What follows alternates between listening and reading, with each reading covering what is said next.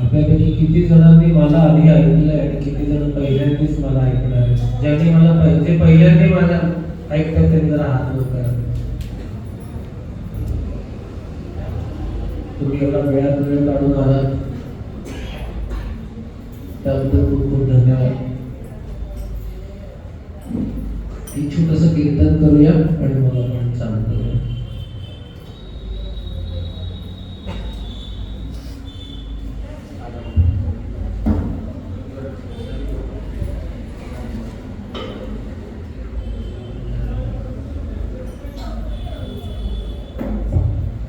जय राधा माधव कुंज विहारी.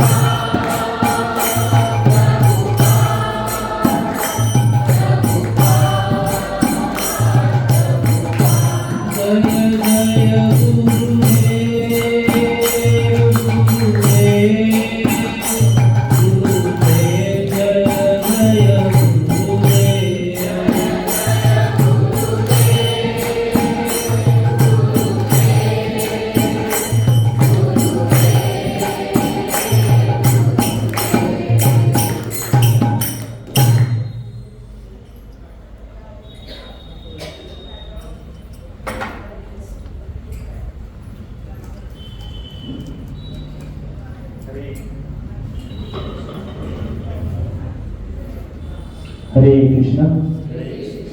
आपल्या सगळ्यांचं स्वागत आहे.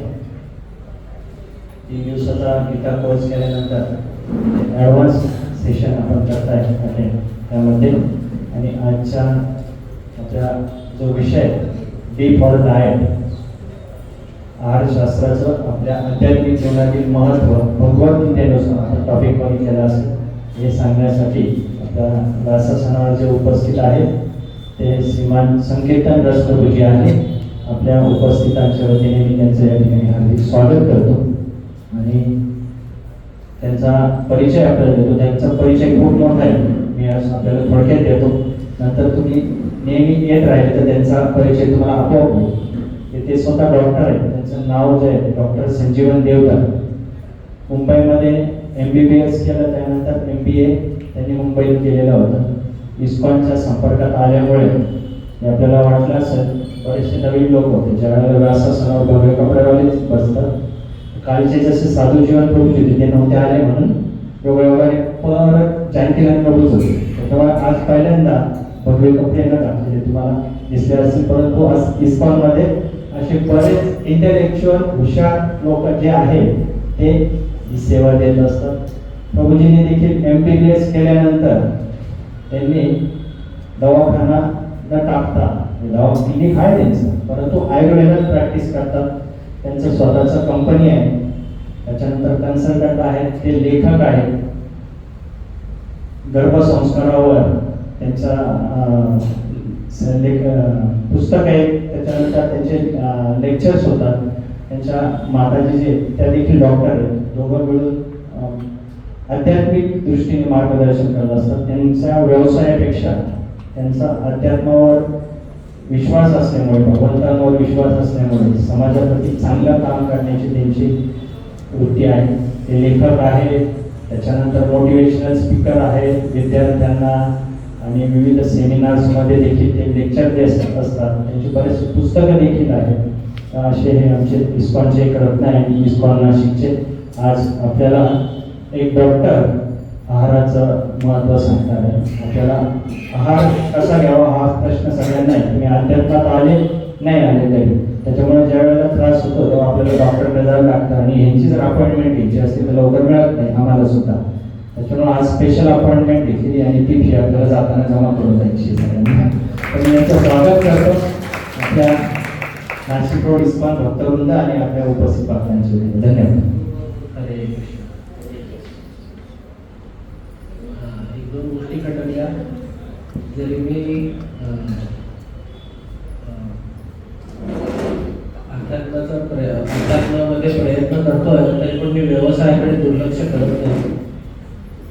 कारण मी पण कृष्णाची भक्ती करण्याचा प्रयत्न करतो. अर्जुन म्हटला मी युद्ध करणार नाही, तेव्हा भगवंतांनी काय सांगितलं, गीता सांगितली की बाबा युद्ध करायला लागेल, तू तुझा व्यवसाय तुला करावा लागेल.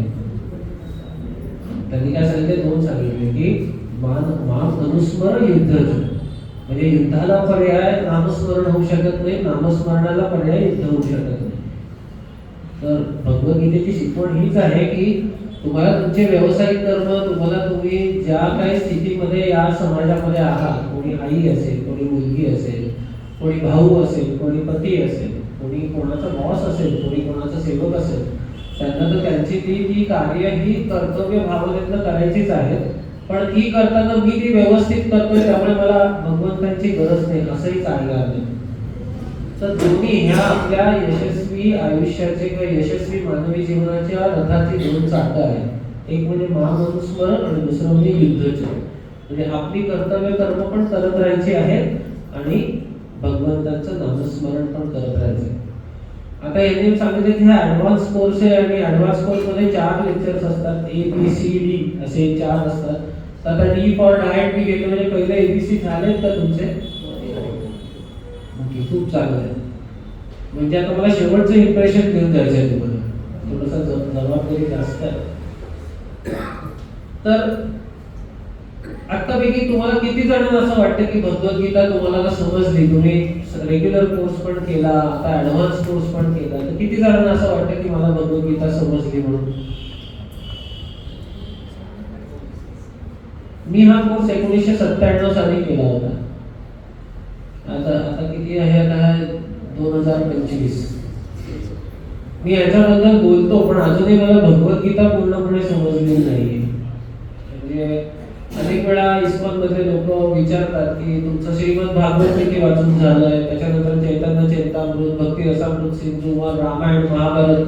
मी त्यांना म्हणतो की मला जर भगवद्गीता मध्ये दरवेळेस रोज काही वाचलं की मला नवीन, अरे बापरे हे पण याच्यात सांगितलंय असं वाटतं. त्यामुळे भगवत तुम्ही जसं आपल्याला गीता कोर्सवर सांगितलंय की जसं एखाद्या मशीन बरोबर मॅन्युअल मिळतं, मॅन्युअल हे काही खूप मोठं नसतं, छोटंसंच असतं, पण त्याच्यात लिहिलेलं असतं की बाबा हे वाचल्याशिवाय तुम्ही हे गॅजेट वापरू नका, ते शॉक बसेल किंवा त्या गॅजेटचा जो वापर तुम्ही करणार आहात तो होणार नाही म्हणून. तर तसंच ही भगवद्गीता हे आपल्या जीवनामध्ये जीवनासाठी मॅन्युअल आहे. हे खरंच 700 श्लोक आणि त्याचा अर्थ आणि तुम्हाला आणखी खोलात जायचं असेल त्याचं तात्पर्य वाचायला खूप जास्त वेळ लागत नाही, तर ते सतत वाचन करत राहा. आज मला विषय आहे तो डी फॉर डाएट. डाएट म्हणजे आपण आहाराबद्दल बोलणार आहोत. आहाराबद्दल बोलायचं म्हटलं तर माझं स्वतःच 3 दिवसाचं सेमिनार आहे.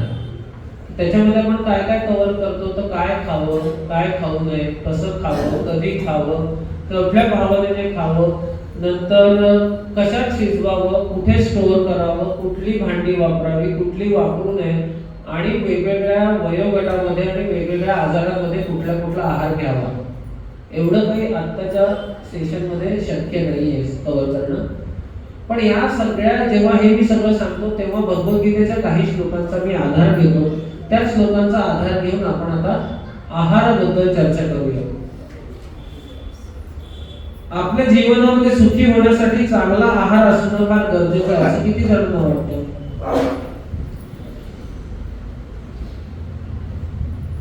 आणि किती जणी त्यातल्या, विशेष करून महिलांनी हात वर केला तर किती जणी त्यातल्या अन्न संपवावं म्हणून खातात? आणि किती जणी स्वतःसाठी अन्न शिजवतात? ते स्वतः हात वर करून सांगतात की आहार महत्वाचा आहे, पण तुम्ही प्लॅनच करत नाही. तुमचं प्लॅनिंग असं भांडी रिकामी कधी होती आणि कधी ती घासायला टाकली जाते.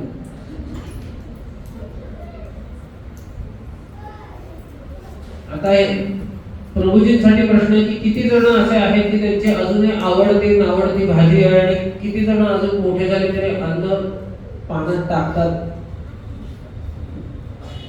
कोणी हात नाही करत. पण मला माहिती आहे मोठे झाले तरी लोक हे करतात आणि मुलांना रागवतात. तर आपण भगवद्गीतेबद्दल तुमचा अध्ययन झालेला आहे. आपण भगवद्गीतेच्याच काही प्रश्नांपासून सुरुवात करू. भगवद्गीतेमध्ये किती श्लोक आहेत? 700. पूर्ण 701 702 नाही, 786. आणि भगवद्गीता जी सांगितली गेली त्याचं कारण काय होतं? का सांगितली गेली भगवद्गीता? कुठे सांगितली गेली? युद्धभूमीवर सांगितली गेली. आणि कारण होतं कारण अर्जुन गोंधळलेला होता की युद्ध करू का नको म्हणून. आणि त्याच्यानंतर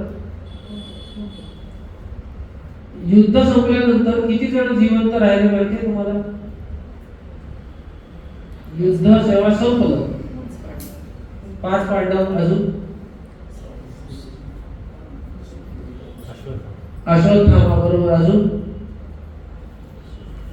भगवान श्रीकृष्ण स्वतः 7 जण झाले, अजून एकूण 10 जण होते. 10 जण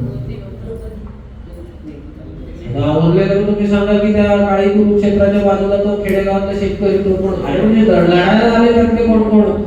म्हणजे युद्ध होते भारत पाकिस्तानचं आणि जगलं कोण? कपडे चीन. असं कसं होईल? ते लढायला आले त्यातलं विचारलं ते गेले तर जमा होत्या. ते नंतर हाय करायला आले नाही ना, त्यांना बाय करायला जावं लागलं. हा, ते हनुमान होते. ते तसेच चिरंजीव आहे, पण त्यांनी युद्धात भाग घेतला नव्हता म्हणून आपण त्यांना बाजूला ठेवलं. आणखी एक होते कृपाचार्य. कृपाचार्यांना पण ते पण जगले, कारण ते पण चिरंजीव, 7 चिरंजीवांपैकी चिरंजीव. अश्वत्थामा, बली, व्यास, हनुमान, विभीषण, कृपा आणि परशुराम हे 7 चिरंजीव. विदुरजी युद्धातही नव्हते, त्याच्यामुळे त्यांना पकडायचं. धृतराष्ट्र पण नाही पकडायचं. अजून एक होतं सात्यकी. सात्यकी पण युद्धामध्ये होते, पण ते जिवंत राहिले. आणि आणखीन एक संजय बघत होते पण त्यांना आपण संजय युद्धात नव्हते ना. कृतवर्मा, येस, त्यातले कृतवर्मा आणि कृपाचार्य हे कौरवांच्या बाजूचे होते, आणि सात्यकी आणि 5 पांडव आणि श्रीकृष्ण हे पांडवांच्या बाजूचे होते. बाकी सगळा नरसंहार झाला. आता याच्यामध्ये कोणाचे हातपाय तुटले असतील, बरोबर, साहजिक आहे, एवढं युद्ध झालं, कोणाचे हातपाय तुटले असतील, कोणी बेशुद्ध पडलं असेल. पण भगवद्गीतेत औषधांबद्दल काहीच दिलेलं नाही. पण या 10 जणांनी नंतर काय खावं म्हणून 12 श्लोक आहेत भगवद्गीतेत अन्नाबद्दल. कारण भगवंतांना पण माहिती होतं की मी जी भगवद्गीता अर्जुनाला सांगतोय ती फक्त अर्जुनासाठी नाहीये. आपण गीता महात्म्य सुद्धा जर वाचलं, त्याच्यामध्ये काय होतं की पूर्ण वेदांची गाय आहे, भगवान श्रीकृष्ण त्याचं दूध काढताय, आणि दूध काढायला गायीसमोर कोण लागतं? वासरू. तर अर्जुनाने वासरूचं रूप घेतलंय, पण ते दूध आहे ते सगळ्यांसाठी आहे. ते अमृत जे दुग्धामृत, जे गीतामृत आहे ते सगळ्यांसाठी आहे. तर तशामुळे नंतर हे कलियुगातले मानव जे आहे, आणि कलियुगाच्या आरंभिक गीता सांगितली, त्यामुळे त्याचा स्पेसिफिक फोकस हा कलियुगातील लोकांसाठी आहे. त्यामुळे बाकी वेदांमधले सगळे श्लोक कलियुगाला लागतील असं नाही, पण गीता ही कलियुगाच्या प्रारंभात तेव्हाच सांगितली असल्यामुळे सगळे श्लोक हे आपल्याला आज जसेच्या तसे लागू होतात. ही एक गीतेचं महत्व. तर 700 श्लोक होते, आणि त्यातले 12 श्लोक म्हणजे साधारण 1.5% गीतेमध्ये अन्नाबद्दल आणि आहाराबद्दल सांगितलंय. अन्न आणि आहारामध्ये काय फरक आहे?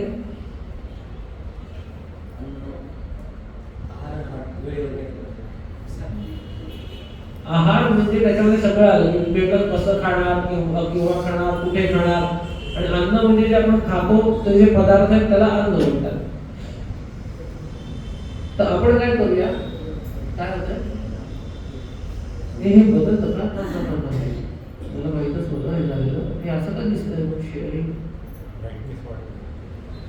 हे असं 2 दिसत आहेत ना.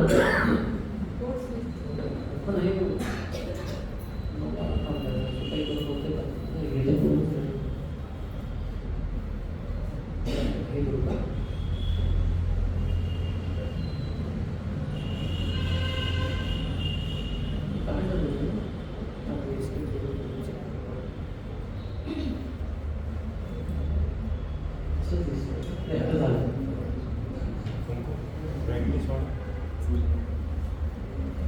काय होतं इथे लाईट खूप जास्त होता. इथला लाईट बंद करता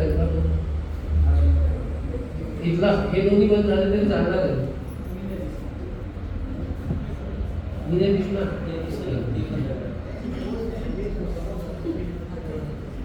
हे दिसलं हा तरी बघू का पुढचं म्हणजे दिसतंय का बघू. आपण काय करू, भगवद्गीतेमध्ये जे जे काही ते बॅकग्राऊंड ब्लॅक का दिसतंय, माझं जे इथे व्हाईट आहे तर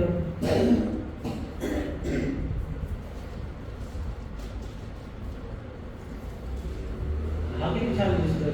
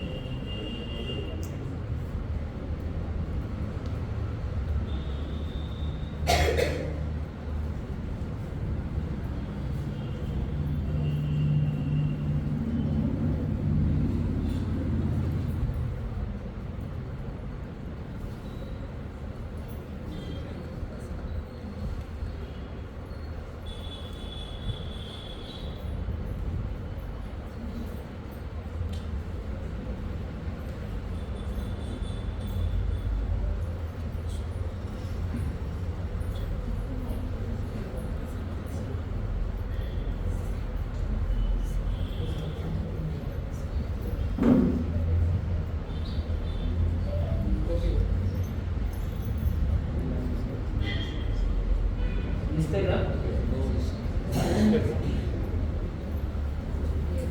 आपण काय करू, गीतेमधला ज्या श्लोकांमध्ये आहाराचं वर्णन आलंय ना ते श्लोक घेऊ आणि त्याचा अर्थ थोडंसं निरूपण असं करूया. म्हणजे गीता किती बारीक आपल्या जीवनामध्ये किती बारीक गोष्टींचा विचार गीतेमध्ये भगवंतांनी केला आहे हे आपल्याला कळेल. वास्तविक गीतेचा उद्देश काय आहे? आपण जो गीतेचा अभ्यास करतो त्याचा उद्देश काय आहे? गीता हे आध्यात्मिक पुस्तक आहे, हे तर मान्य आहे ना. त्यामुळे भगवंतांना जाणून घेणं किंवा जे शाश्वत ज्ञान आहे, आत्मा म्हणजे काय, असे सगळे प्रश्न जे आपल्याला पडतात त्याचं उत्तर गीतेत आहे. पण त्याच्याबरोबरच किती व्यवहारिक ज्ञान गीतेमध्ये आहे ते आपण आज बघणार आहोत. भगवंत 3ऱ्या अध्यायामधल्या 13व्या श्लोकामध्ये म्हणतात, मी आधी म्हणतो त्याच्या मागे म्हणा, यज्ञशिष्टाशी न संतो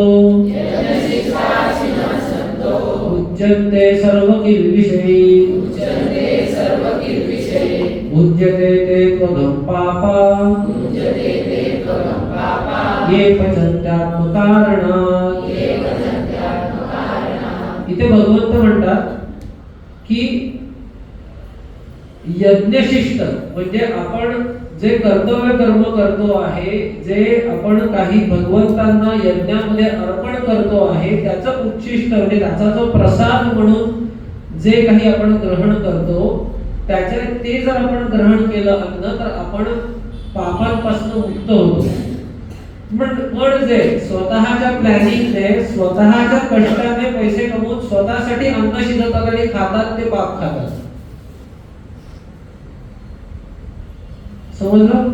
थोडं किचकट आहे. आपल्याला असं वाटतं की मागून खाणं चुकीचं आहे, दुसऱ्याचं चोरून खाणं चुकीचं आहे, पण आपण स्वतःच कष्ट करतो आहे आणि आपण आपल्यासाठी काही प्लॅनिंग करून काहीतरी पदार्थ बनवतो आणि ते खातो, तर भगवंत म्हणतात की अरे ते असं तुम्ही ते पाप खाताय. म्हणून तुम्ही ते परमेश्वराला अर्पण करून किंवा यज्ञाला अर्पण करून किंवा तुमच्या दारावर जर कोणी अतिथी असेल तर त्याला अर्पण करून मग उरलेला आहार जर तुम्ही घेतला तर त्याला पाप लागत नाही असं भगवंत म्हणतात. असं का म्हणत असतील?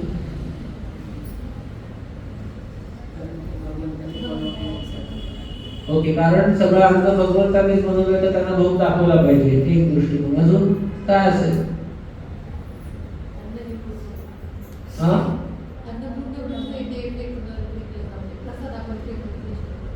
नाही नाही, भगवंत म्हणतात की तुम्ही तुमच्यासाठी प्लॅनिंग केलं की आज मस्तपैकी आपण मार्केटमध्ये जाऊ, ढोकळी मिरची घेऊन येऊ, नंतर पिझ्झा बेस घेऊन येऊ, मग आपण अमूलचं आपण चीजचे क्यूब्स घेऊन येऊ आणि किसून मस्त पिझ्झा केला घरी. सगळीकडे आपण स्वतःने कष्टाने कमवलेले पैसे खर्च केले आणि ते सगळं घेऊन आलो आणि स्वतः खाल्लं, तर भगवंत म्हणतात तुम्ही पाप खाताय. असं का?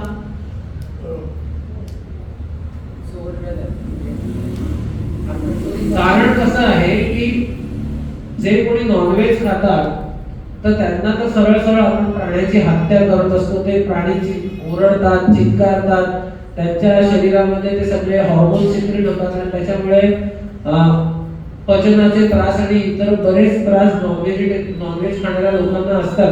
ते दुःख डोळ्यासमोर ते जर बघायचं म्हटलं तर ते दिसतं. पण जर आपण फळं खाल्ली किंवा आपण पालेभाज्या खाल्ल्या त्याच्यामध्ये सुद्धा जीव असतो. आपण जेव्हा गहू तांदूळ घेतो त्याच्यामध्ये सुद्धा पुढे जर पेरलं तर त्याच्यापासून उगवून नवीन झाड याची क्षमता असते.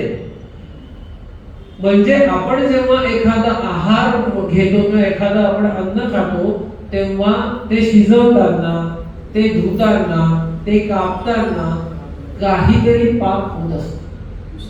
असं होत नाही की आपण इतकं सात्विक खाऊ की आपल्या हातनं काहीच, कारण लायटर पेटवल्यावर आजूबाजूचे मायक्रोब्स तर मरणारच आहेत. पाणी उकळताना पाण्यामधले काही सूक्ष्मजीव मरणार आहेत. आपण आपलं पोट भरण्यासाठी म्हणून आता आपली सगळी रचना ही व्हेजिटेरियन प्राण्यासारखी आहे. त्यामुळे आपण काहीतरी ते झाडाचे काहीतरी भाग तोडून खाणारच आहोत.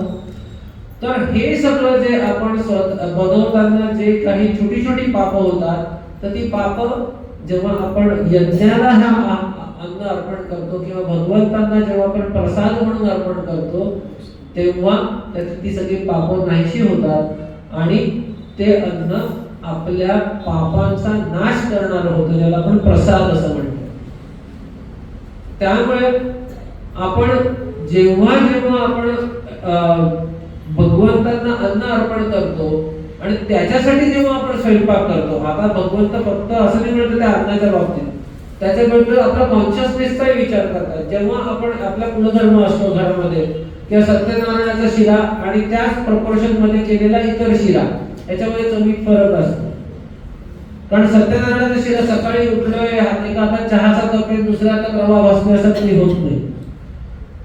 ते आंघोळ केलेली असते, स्वच्छ कपडे घातलेले असतात, मग ते सवाशेर ठरवलेलं असतं आणि त्याचा भोग लागणार आहे या भावनेने आपण त्याची शुद्धता पाळतो.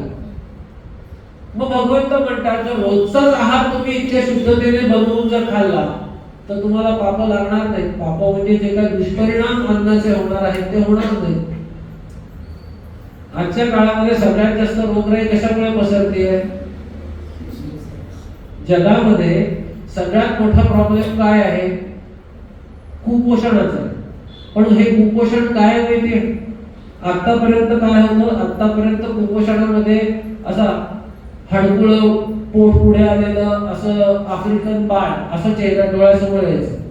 पण आज सध्याचं कुपोषण म्हणजे एक जाडा, एका हातात पिझ्झा, एका हातामध्ये कोक घेतलेला युरोपियन मुलगा की जो आहे 5 वर्षाचा पण वजन आहे 50 किलो. हे सध्याचं कुपोषणाचं स्वरूप आहे. आपल्या शाळांमध्ये सुद्धा, सरकारी शाळांमध्ये सुद्धा जाडी मुलं बघायला मिळतात आजकाल. आणि तरी गव्हर्नमेंट पोषक आहार पाठवत असतं.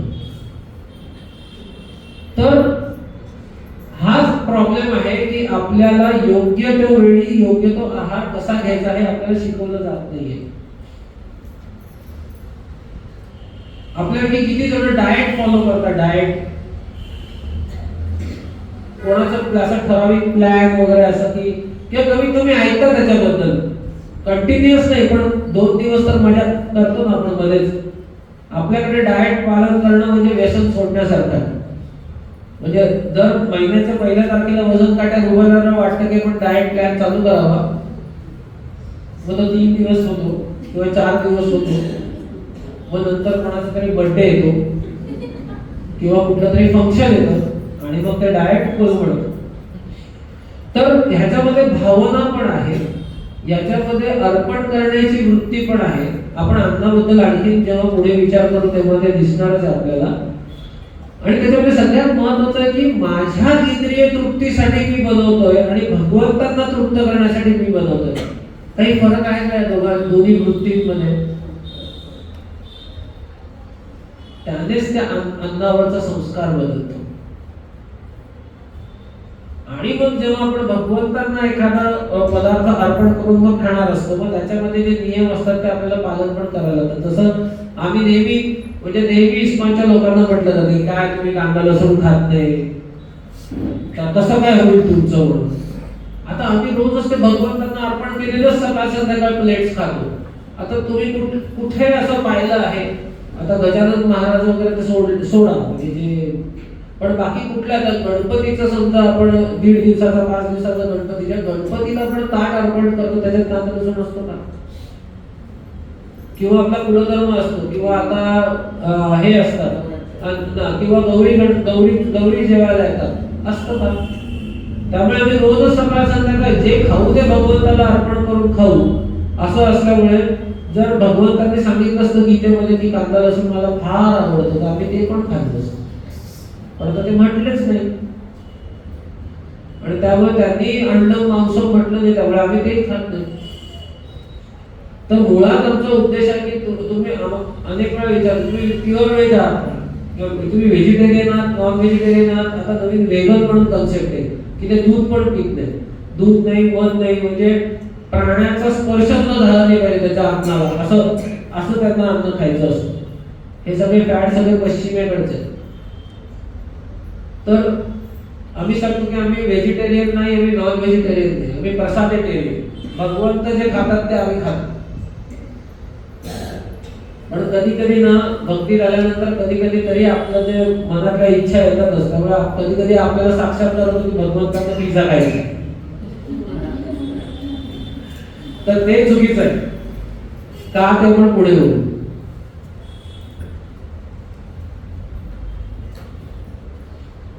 पुढचा अन्नाबद्दलचा श्लोक आहे, पुढचा असतो 14वा.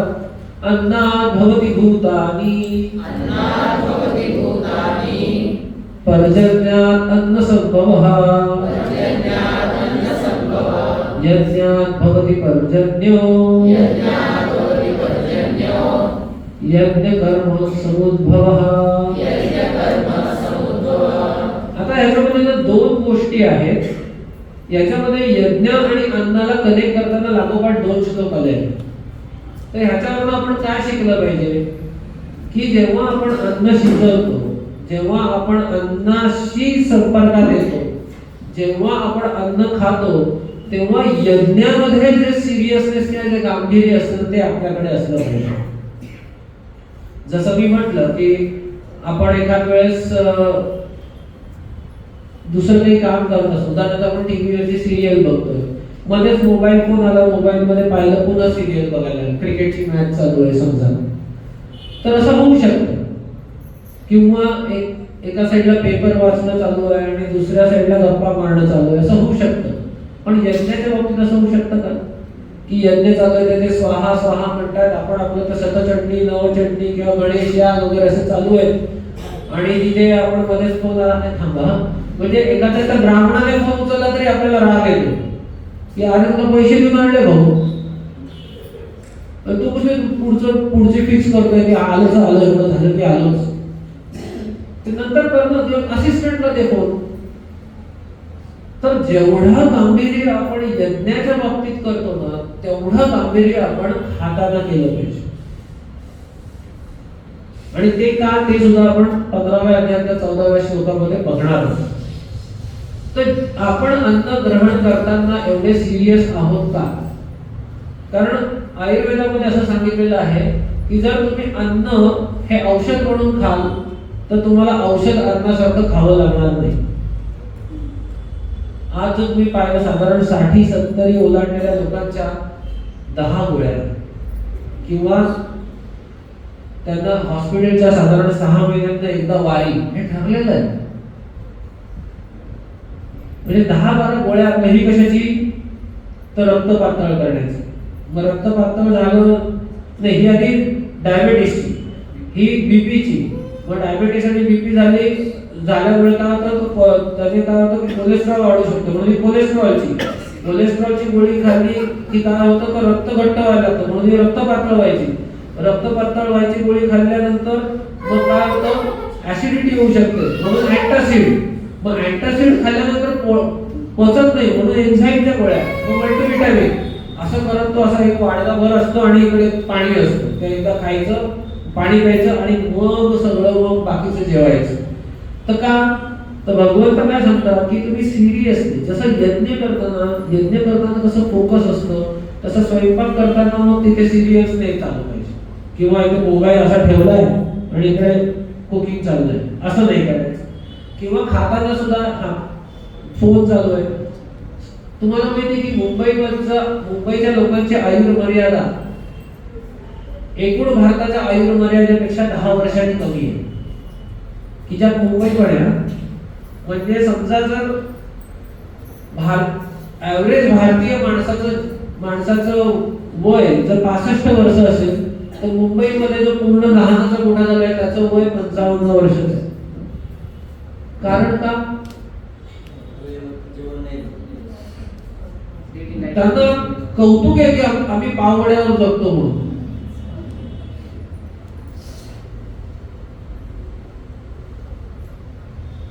म्हणजे ज्याच्यासाठी आपण सगळं करतो आहे ते जर अन्न जर तुम्ही वेळेवर शांतपणे खाऊ शकणार नसाल तर मग काय, त्याच्यापेक्षा बाकी प्राणी तरी आहेत ते फार नशीबवान आहेत की ते खाताना खातातच. आणि अति पण खात नाही. वाघ एवढी मोठी शिकार करून दमून भागून शिकार करतो, पण त्याचं पोट भरलं बाजूला होतो. मग ते जर ते जे काय त्याचं भक्ष्य असतं ते मग बोलले खाणार, मग ते त्याच्यावर बाकीची सगळी इकोसिस्टीम त्याच्यावर अवलंबून असते. पण वाघ असं म्हणत नाही की थांबा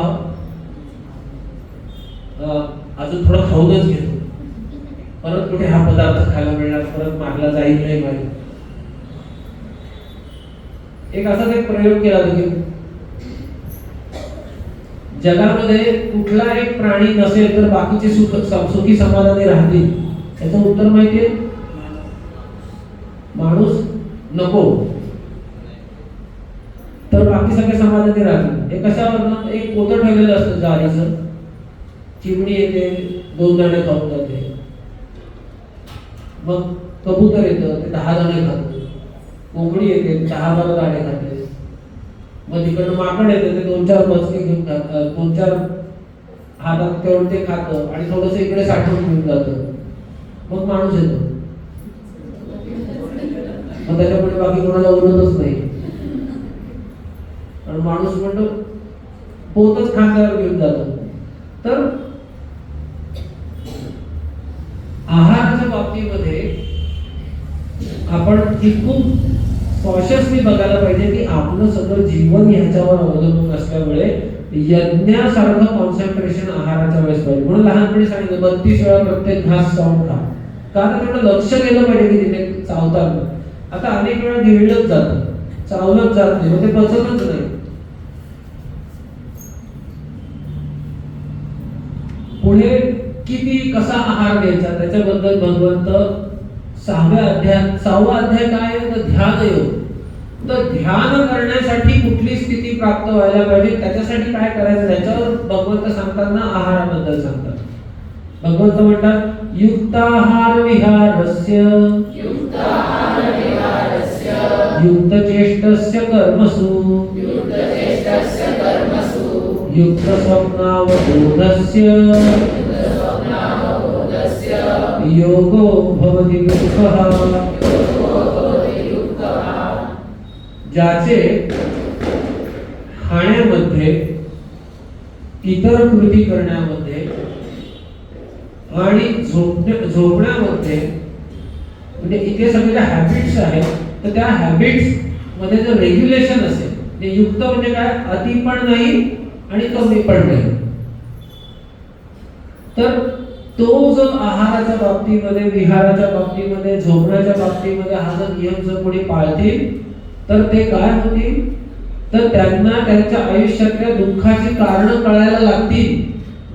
योगो भवती दुःख हा म्हणजे मला हा का प्रॉब्लेम आहे, एकदा जेव्हा तो प्रॉब्लेम काय हे कळायला लागल्यानंतर आपल्याला त्याचं सोल्युशन पण सापडतं.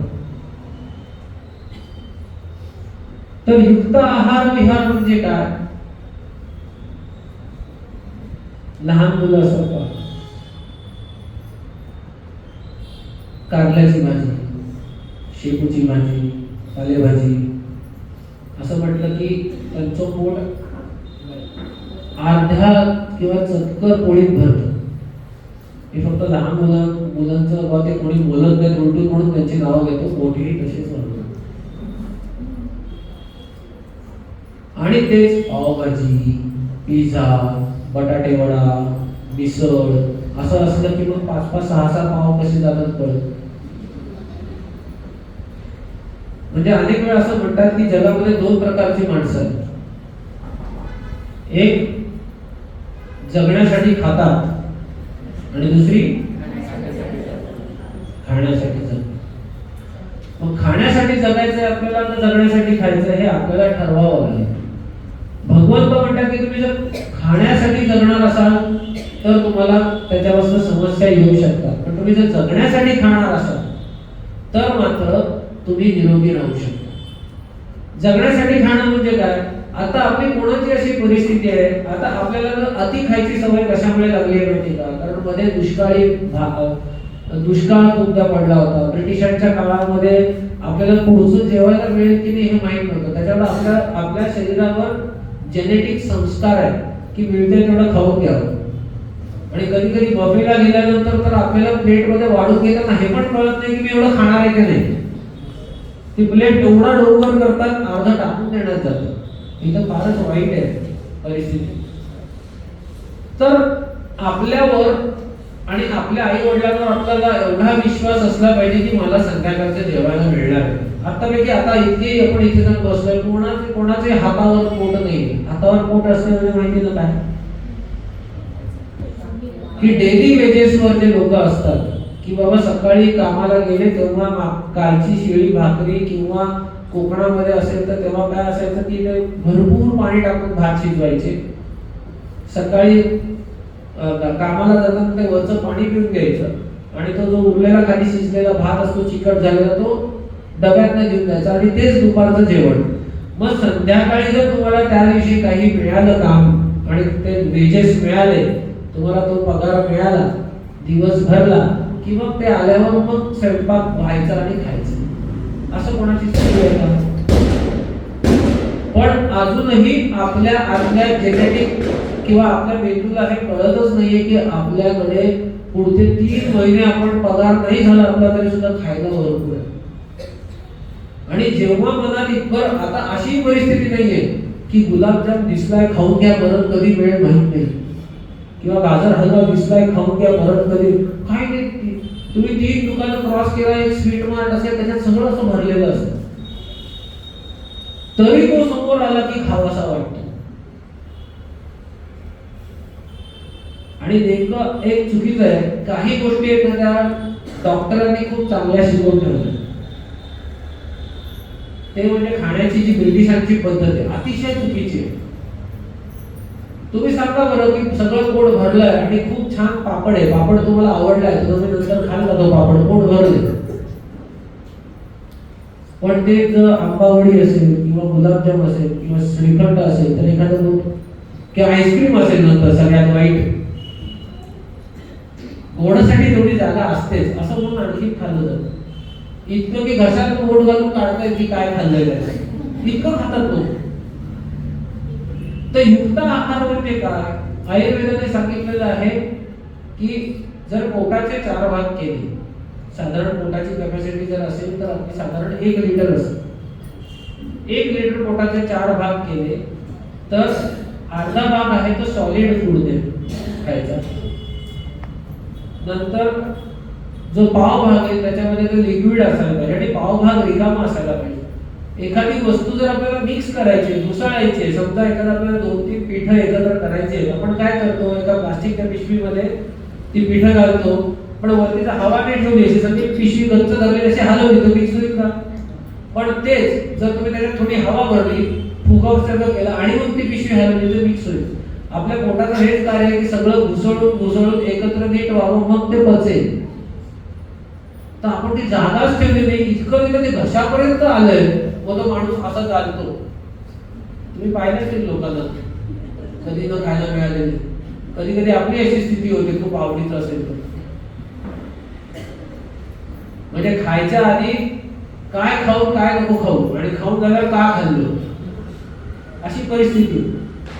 तर त्यामुळे युक्त आहार मध्ये आणखीन एक की खाण्याच्या वेळा. तर कधी कधी खाल्लं पाहिजे.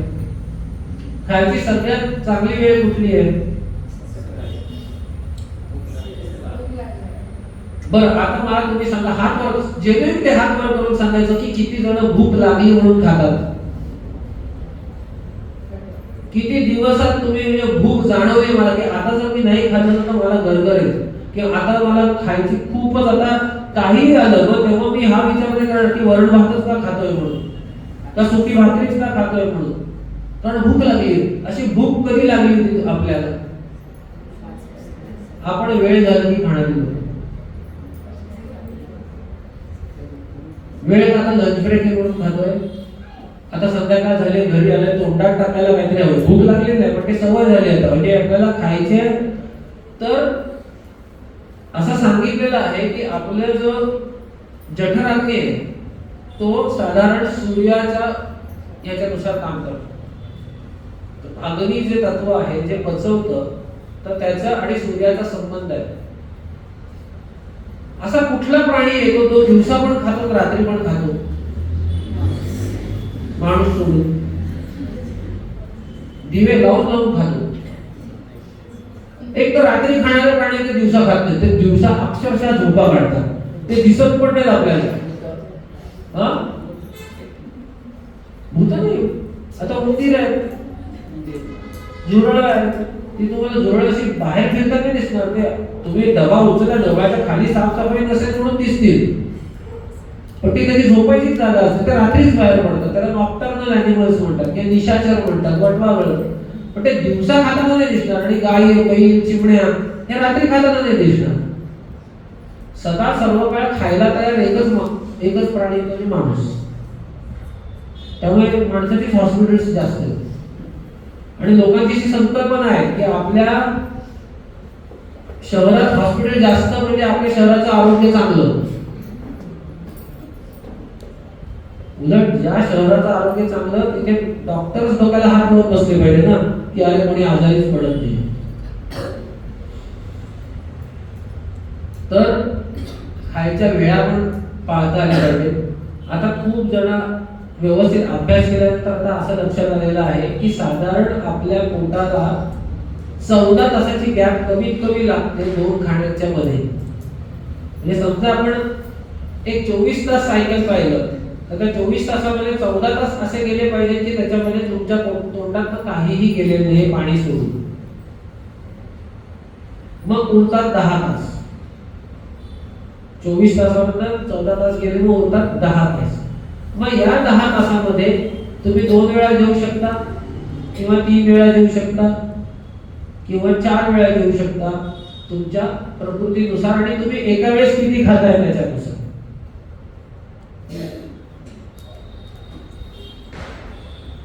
सहसा लहान मुलं 4 वेळा जेवतात. 4ही ठाव खाल्लं पाहिजे असं आपण लहान मुलांना म्हणतो, कारण ते वाढण्याचं वय असतं. साधारण जे कष्ट करणारे, बाहेर जाऊन कष्ट उपसणारे लोक असतात ते साधारण 3दा जेवतात. सकाळी कामाला निघताना, लंच ब्रेक झाल्यावर आणि कामावरून आल्यावर. आणि जे रिटायर्ड लोक आहेत, जे सेडेंटरी लाईफस्टाईल असते त्यांची, आणि महिला वजन कमी करण्याच्या नादात आणि स्वयंपाकघरातच फिरत असतात, कारण मध्ये किती खाल्लं ते न मोजल्यामुळे 2दा जेवतात. कारण याची चव बघ, त्याची चव बघ, फोडणीला टाकतात, आपले पोहे करायचे 4 दाणे ठेवतात टाकतात. खूपदा म्हणजे आमच्या घरात तर असंच आहे. माझी पत्नीच म्हणते मला स्वयंपाकघरात नेलं नाही तर मी एक वेळेस जेवून पण राहील, पण स्वयंपाकघरात गेल्यावर कंट्रोल राहत नाही. कारण काही बनवलं की मग ते व्यवस्थित झालंय की नाही बघायचं असतं, किंवा मग ते आधी जातच खाल्लं म्हणून काहीतरी असतं. तर पण ती खाण्याची वेळ ही सतत पाळली गेली पाहिजे. असं होता कामा नाही की एकदा 11:30ला, मग 3:30ला, मग परत 2 वाजता असं करता कामा नये. कारण ते हे पण एक मशीन आहे. आपलं शरीर हे सुद्धा आपण शरीर नाही, आत्मा आहे, सगळ्यांना मान्य आहे.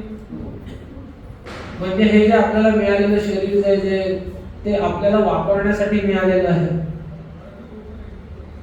एखादी गाडी जशी आपल्याला मिळाली असेल तर त्याच्या गाडीतल्या हवा चेक करण्याचं शेड्यूल, मेंटेनन्सचं शेड्यूल, सर्व्हिसिंगचं शेड्यूल आपण कसं पालन करतो का ती गाडी चांगली राहावी म्हणून, तसं आपल्या शरीराचं पण शेड्यूल आहे. उठण्याची वेळ फिक्स पाहिजे, आंघोळीची वेळ फिक्स पाहिजे, नंतर खाण्याची वेळ फिक्स पाहिजे. हा, मध्ये थोडासा आजार पण आला पुढे मागे होऊ शकतो, पण आज 5 वाजता उठलो, उद्या डायरेक्ट 8 वाजता उठलो, परत मग गिल्टी फिलिंग करून 4:30ला उठलो, मग एकदा रात्री 12 वाजता झोपलो, मग 1:30 वाजता झोपलो किंवा मग 10:30ला झोपलो. हे असं करण्यात आलं. त्यामुळे काही वेळा फिक्स पाहिजे. त्याच्यात खाण्याच्या वेळा फिक्स केल्या की बाकी सगळ्या वेळा आपोआप ऍडजस्ट होतात. मी नियम काय सांगितलं, सगळ्यात पहिला नियम म्हणजे 14 तासाचा उपवास रोज झाला पाहिजे. आयडिया काय माहितीये, जर तुम्ही संध्याकाळचं जेवण 7 वाजता केलं, 7-7:30 पर्यंत, आणि सकाळचं जर तुम्ही 9ला कामाला जात असताना जर तुम्ही सकाळचं जेवण जे आहे ते 9:45ला केलं, की बरोबर तुम्हाला 13.5 ते 14 तासाचा गॅप मिळेल. दुसरा एक नियम आहे तो म्हणजे संध्याकाळचं जेवण झाल्यानंतर 2 तासांनी आडवं व्हायचं. ते पण याच्यात साध्य होतं. तुम्ही 7-7:30 जेवले तर आपण 10 वाजता झोपतो, पण 10 वाजता जर जेवलो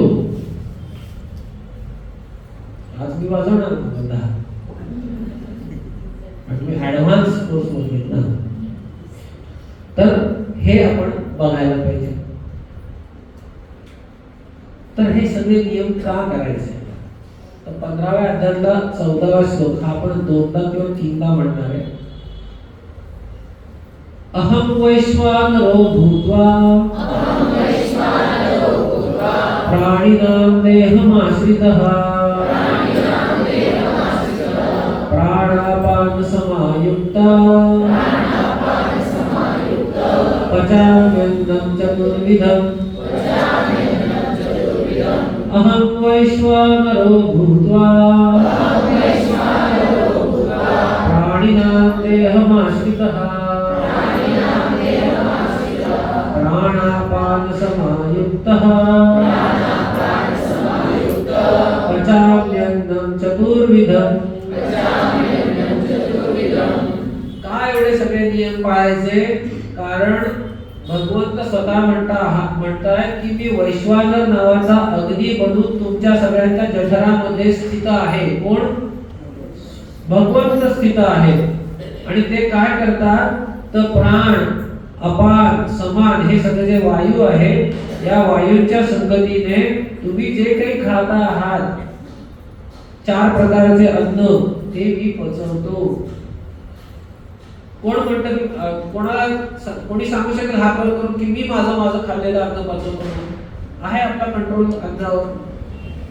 नाही तर फूड पॉइझनिंग झालंच नसतं. त्याला बायोलॉजी मध्ये इनव्हॉलेंटरी मुवमेंट्स असं म्हणतात, इनव्हॉलेंटरी ऍक्टिव्हिटीज म्हणतात. कोण म्हणू शकतं की मी श्वासोच्छ्वासावर थोडा कंट्रोल आहे आपला, की थोडा वेळ आपण श्वास धरू शकतो, पण हार्ट रेटवर आहे कंट्रोल आपला, की जरा 5 मिनिटं दमलंय, जरा आता थांबू दे, 5 मिनिटांनी चालू करू. ते बंद करू शकतो आपण, पण मग चालूच होणार नाही. तर काही ज्या ऍक्शन्स आहेत त्या आपल्या ताब्यात नाहीये.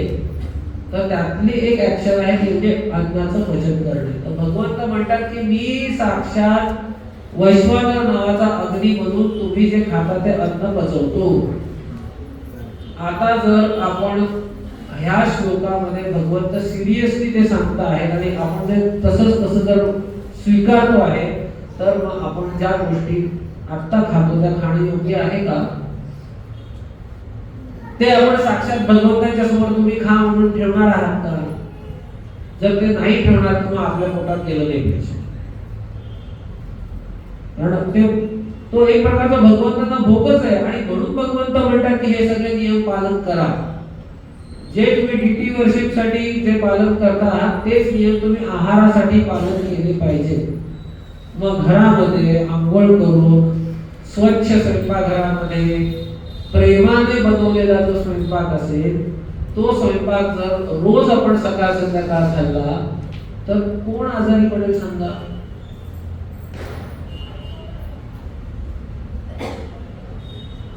पण नाशिक मधले कित्येक लोक असे आहेत की ते घरात नाश्ता करतच नाही, विशेष करून पुरुष. नाही तर एवढे मिसळपावच्या गाड्या चालल्याच नसतात.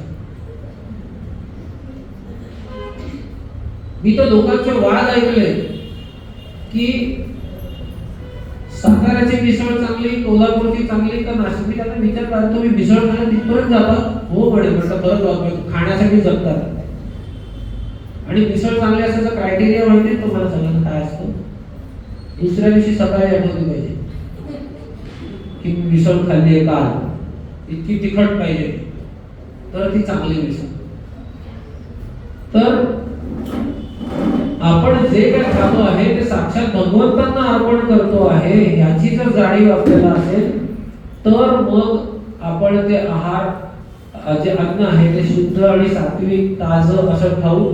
आणि ते जर आपण खाल्लं तर आपलं आरोग्य चांगलं राहील. आपलं आरोग्य चांगलं राहील तर आपण भक्ती चांगल्या पद्धतीने करू शकतो. पुढचा पण एक श्लोक आहे. भगवंत म्हणतात की मी काय, आता मी सांगितलं की अहम वैश्वानरो, मग मला काय द्या? पत्रं पुष्पं फलं तोयं यो मे भक्त्या प्रयच्छति तदहं भक्ति उपहृतम् अश्नामि अश्नामि प्रयतात्मनः. आता भगवंत म्हणाले की तुम्ही जे खाता ते मी स्वीकारतो, तर मला व्यक्ती म्हणून जर तुम्ही काही खाऊ घालणार असाल तर मला काय आवडतं असं भगवंताने सांगितलं. भगवंताने सांगितलं मला पत्रम आवडतं आणि मला पालेभाज्या आवडतात, पुष्पम आवडतं, मला फुलं आवडतात, मला फुलांचे हार पण आवडतात आणि मला फुल खायला पण आवडतं. फलम मला फळं आवडतात, तोयम मला पाणी आवडतं. पण कसं आवडतं नुसतं. आता तुम्ही जर स्पेसिफिकली पाहिलं असेल तर जर आपण नारळ मागायला गेलो किंवा एखाद्या साधारण गावाकडच्या किंवा एखाद्या मंदिराच्या समोर फळवाला असेल, त्याच्याकडे फळ मागायला गेले तर तो इकडे कोणाला हवं, तुम्हाला तर देवाला. मग देवाला असेल तर एवढी एवढी सफरचंद, तुम्हाला हवी असेल तर एवढी एवढी सफरचंद. जर हमखास नारळ पुसका निघणार तो देवाला. तर आता ही वृत्ती आता कशी काय निर्माण झाली माहित नाही, पण भगवंत म्हणूनच म्हणतात की मला तुम्ही जे पान किंवा फूल किंवा फळ अर्पण करताय त्याच्यामध्ये रसच नाहीये. जर तुम्ही ते भक्तिपूर्वक मला म्हणजे माझ्यावर तुमचं प्रेम असेल, माझी तुम्हाला काळजी असेल आणि मी एक व्यक्ती म्हणून तुमच्या आयुष्यामध्ये आहे हे तुम्हाला मान्य असेल तरच मी ते स्वीकार करतो. नाहीतर तुम्ही मला सोन्याची बाजू द्या ना, मला काही फरक पडत नाही, कारण सगळं माझंच तर आहे. तर त्याच्यामुळे ती भक्ती महत्वाची. तसंच आपल्या घरामध्ये ना एखादा स्वयंपाक केला तर त्या स्वयंपाकामध्ये तुम्ही किती बटर टाकलंय, किती चीज टाकलंय आणि किती काजू आणि किती बदाम टाकलंय, त्याच्यापेक्षा खरंच किती प्रेम होतलंय त्याच्यात. का खूप चांगलं चविष्ट लागणारं हॉटेलचं अन्न आपल्याला आरोग्य देत नाही, पण घरामध्ये जे आईने बनवलेली शेपूची भाजी किंवा साधं वरण भात सुद्धा आपल्याला आरोग्य प्रदान का करतं? कारण त्याच्यामध्ये काय असतं? प्रेम असतं. तुम्ही सांगा 5 स्टार हॉटेलमध्ये जाऊन अगदी आपण 500 रुपयाचा वरण भात खायला गेलो तरी कोणी स्वयंपाकी विचार करेल का बाबा तो वरण भात बनवताना की बाबा रे याचं भलं होऊ दे, हो याचं चांगलं होऊ दे, हा अजिबात आजारी पडायला नको, किंवा याची जी काय इच्छा आहे ती त्याला काय पडलंय. तो म्हणतो की वरण मी किती छान सजवलंय, भात कसा मोकळा झाला आणि हा परत येईल की नाही, मला टीप किती मिळेल. तर ह्या ज्या भावना आहेत तर भगवंत पण त्या भावनांच्याच भूकेला. त्यामुळे ह्याच्यात पत्र सांगितलं एकच. पत्रम म्हणजे काय? पत्राणी नाही म्हटले. पत्रम म्हणजे एक पत्र, एक पत्र, एक फूल, एक फळ, थोडस पाणी. पण भक्ती लोटालेवा योगे भक्त्या प्रयच्छति तदहं भक्ती उपरितम अश्नामि प्रयतात्मनः. आणि अश्नामीचा भाषांतर जर तुम्ही संस्कृत मराठी तर मी खातो असंच म्हटलं. I enjoy eating it. तर मग असा जर आहार आपण केला की जो आपण प्रत्येक वेळी भगवंतांना अर्पण करतो आहे आणि भगवंतांना भोग दाखवून मग आपण प्रसाद रूपाने घेतो आहे. किंवा कोणी वैश्वानर पण करतात. वैश्वानर म्हणजे माहिती का की जे रोज अग्निहोत्र करून अग्निहोत्रामध्ये जो काय भाताचे 2 शीत थोडंसं तूप वगैरे रोज टाकतात, छोटासा पोळीचा तुकडा, त्याला वैश्वानर म्हणतात. पूर्वी प्रत्येक घरात व्हायचा तो, आता होत नाही. त्यामुळे आहारामुळे अन्नामुळे होणारे रोग पूर्वी नव्हते. पूर्वी उपासमारीमुळे होणारे रोग होते किंवा बॅक्टेरिया किंवा याच्यामुळे होणारे रोग होते. पण आता जे मेटाबॉलिक डिसीज आहेत म्हणजे गहू पचत नाही, दूध पचत नाही, मला त्याला काय म्हणतात पोट साफ झाल्याची भावना, लिटरली आता तर अशी परिस्थिती की पोट साफ झाल्याची भावना पण दुरापास्त झाली लोकांना. कॉन्स्टिपेटेड आहे अर्ध जगत. तरी आपण पालेभाज्या खातो म्हणून म्हणजे खातात की नाही, पण मी आपलं खातो म्हणतोय. खाते का तो? सांग बरं पालेभाज्याची नाव. पालेभाज्या हा मी सांगितलं. हा पुढे पालक, मेथी,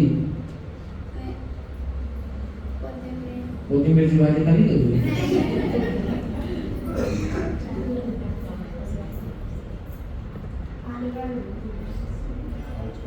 दुसरीचा प्रश्न विचारला मी तुला कुठली पालेभाजी आवडते?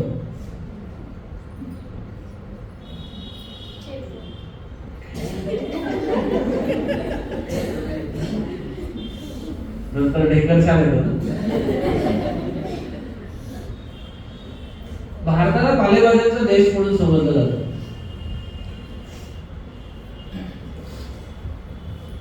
कारण त्याच्यामुळे भारतामध्ये पूर्वी हिमोग्लोबिनचं प्रमाण कधीच कमी व्हायचं नाही, कारण पालेभाज्या इतक्या खाल्ल्या जायच्या आणि अँटीबायोटिक्स खाल्ले जायचे नाही. त्यामुळे ते पालेभाज्या पचवण्यासाठी जे लागणारे मायक्रोब्स असायचे ते पण आपल्या शरीरात भरपूर असायचे.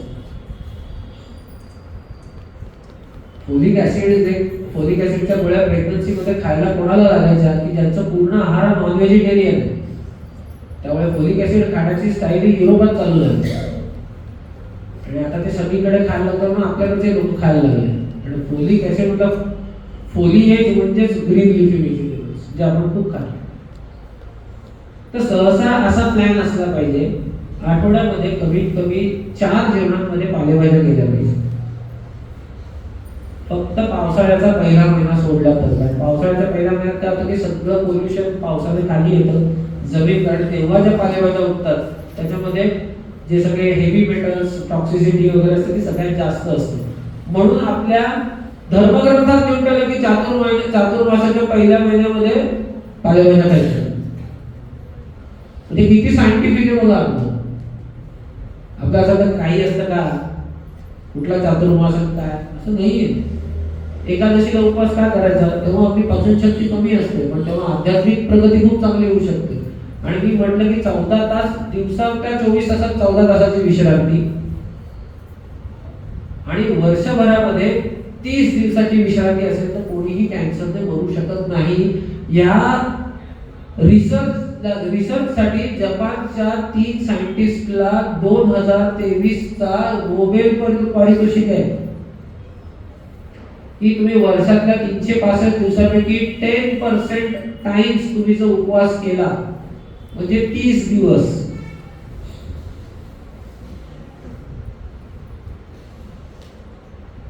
एकादशा करायचे लोक.